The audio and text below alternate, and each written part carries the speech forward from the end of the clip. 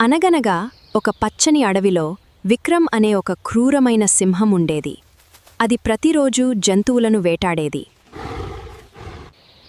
భయం చెందిన జంతువులన్నీ కలిసి ఈ సింహం బారి నుండి ఎలా తప్పించుకోవాలో అని ఆలోచించాయి. కుందేలు చింటూ వంతు వచ్చింది.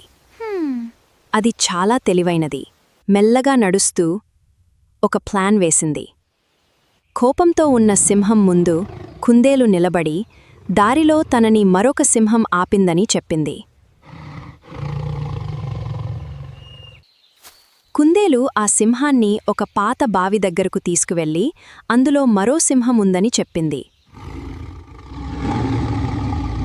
సింహం బావిలో చూడగా తన ప్రతిబింబం కనిపించింది.